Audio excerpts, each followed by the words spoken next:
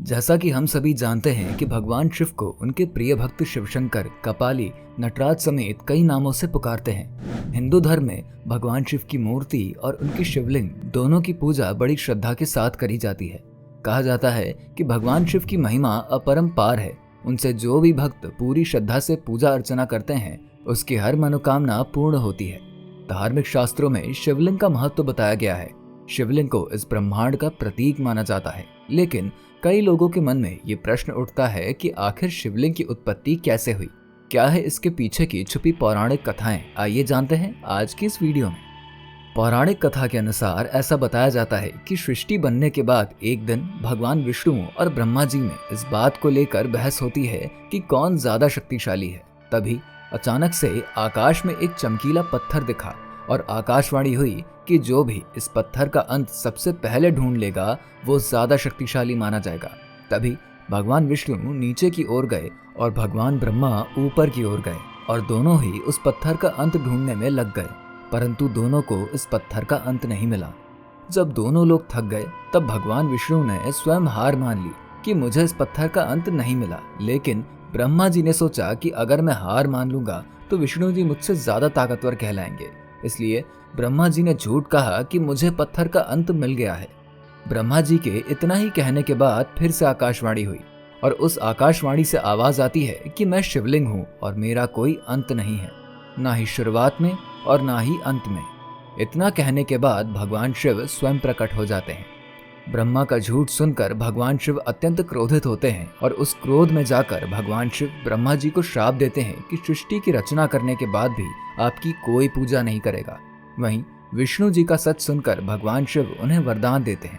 हालांकि ब्रह्मा जी ने बाद में खुद को श्राप से मुक्त कर लिया था। जैसा कि हम सभी जानते हैं कि ब्रह्मा जी को सृष्टि का रचयिता कहा जाता है, तो वहीं विष्णु जी को सृष्टि का रक्षक कहा जाता है। इस लड़ाई के खत्म होने के बाद भगवान शिव चले गए, लेकिन एक शिवलिंग के रूप में स्थापित हो गए और यही भगवान शिव का पहला शिवलिंग माना गया।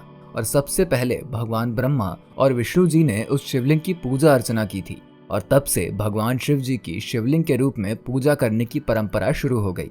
जैसा कि हम सभी जानते हैं कि हिंदू धर्म की मान्यताओं के अनुसार भगवान शिवलिंग को पूरे ब्रह्मांड का प्रतीक माना जाता है। इसके अलावा भगवान शिवलिंग की उत्पत्ति से जुड़ी कई ऐसी और अलग अलग कथाओं का वर्णन किया गया है। ऐसा भी बताया जाता है कि शिवलिंग का इतिहास कई हजारों वर्ष पुराना है।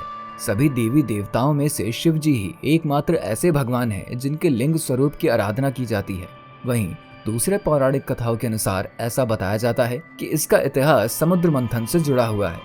समुद्र मंथन के समय जब विष की उत्पत्ति हुई थी तभी ब्रह्मांड की रक्षा करने के लिए भगवान शिव जी ने उसे खुद ही पी लिया था, जिसकी वजह से उनका कंठ नीला पड़ गया था और तभी से उन्हें नीलकंठ के नाम से भी जाना जाता है। लेकिन जब भगवान शिव जी ने विष ग्रहण किया था तो उसकी वजह से भगवान शिव के पूरे शरीर में जलन होने लगी थी। इसके बाद वहां समस्त देवी देवताओं ने उन पर जल चढ़ाना शुरू किया। इसके बाद ये एक परंपरा में बदल गई और आज सभी लोग भगवान शिव पर जल चढ़ाते हैं, खासकर शिवरात्रि के दिन जो भगवान शिव का सबसे प्रिय दिन होता है। आप सभी को बता दें कि हर साल महाशिवरात्रि फाल्गुन माह के कृष्ण पक्ष की चतुर्दशी तिथि को मनाया जाता है। कहते हैं इस दिन जिसने भोलेनाथ को प्रसन्न कर लिया, समझो उसके जीवन के सारे कष्ट दूर हो जाते हैं। कालों के काल महाकाल भगवान शिव मृत्यु तक को टाल देते हैं। दोस्तों, अगर आप भी भगवान शिव जी के भक्त हैं और उनकी इन सभी पौराणिक कथाओं पर विश्वास रखते हैं तो हमें कमेंट सेक्शन में कमेंट करके जरूर बताइए। इसके साथ ही वीडियो अगर आपको पसंद आया हो तो इसे लाइक और शेयर करके हमारे चैनल को सब्सक्राइब करें और बेल आइकन दबा दें ताकि आने वाली हर एक वीडियो का नोटिफिकेशन सबसे पहले आप तक पहुंच सके। मिलते हैं ऐसी एक और वीडियो के साथ, तब तक के लिए नमस्कार।